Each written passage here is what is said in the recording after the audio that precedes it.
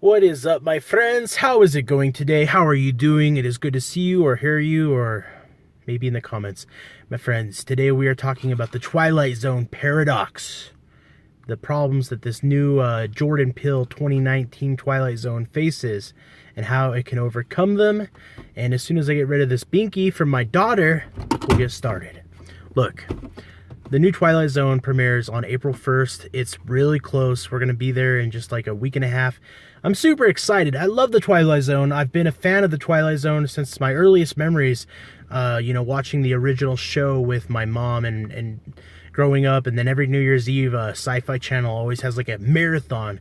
I've watched the 80s reincarnation and I think the 2003 reincarnation. I think it's with Forrest Whitaker. I might be wrong about that. But I've also watched a Steven Spielberg movie. I've loved the Twilight Zone. I imagine if you clicked on this video, you probably have some interest in it as well. Now, Jordan Peele is like the new suspense director.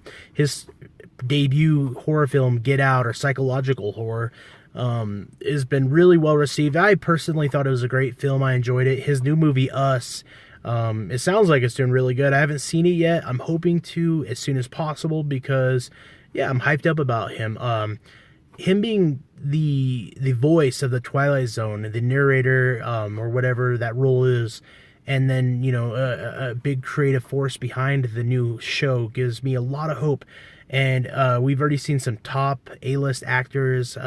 We're seeing all the things come together very well for this reincarnation of the Twilight Zone. It looks like this could be really something special. However, the new Twilight Zone faces a major roadblock from it becoming something truly special to a large audience. It is only going to be exclusively available to people who subscribe to the monthly service, CBS All Access.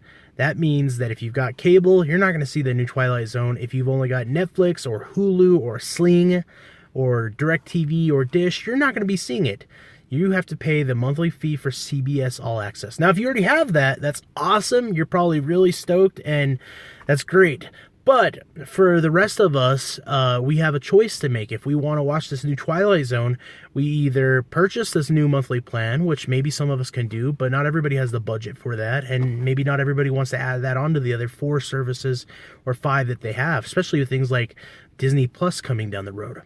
The other option is to pirate the new Twilight Zone. It will be available to watch by other means, just like every other show, Game of Thrones and such forth. That's the way you should go, but it's the way a lot of people will go. This show will almost certainly be pirated very heavily, I think. So how do they get around this problem? Some people think that maybe it's just a timed exclusive thing. Maybe eventually it'll see a release outside of this exclusive service. But for me, it's a real question because I'm dying to see the new Twilight Zone, and I don't currently subscribe to CBS All Access, so what do? I could pay for another service, but I'm already on a tight budget with everything, raising my family, and I don't know that I can justify it just for one show. Now, this is the conundrum, the paradox that we live in 2019 in this day and age with all these services coming.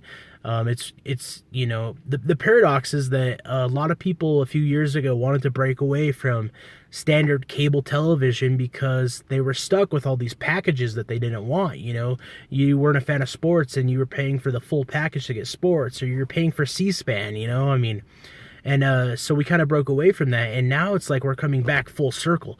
Now, if you want all the content, you need Netflix, you need Hulu, you need Disney Plus coming soon. And if you want the new Twilight Zone, you need CBS All Access. It's a cluster. It's a very big problem, and I think in the next couple of years, as consumers of these services, we're really going to have to speak with our wallets and say, let these companies know how we want to deal with this, otherwise the problem will continue to get worse. Everything will become more divisive and split, and eventually you'll have to have 50 different subscriptions a month just to watch all the content you want, or pirate it. Now, maybe I'm ragging on, maybe I'm an old person and I just don't understand all this new stuff and I'm just complaining, but I think it is a serious problem. We're gonna have to figure it out. Anyways, back to the point, my friends. I'm really excited for the new Twilight Zone. I think it's going to be something amazing.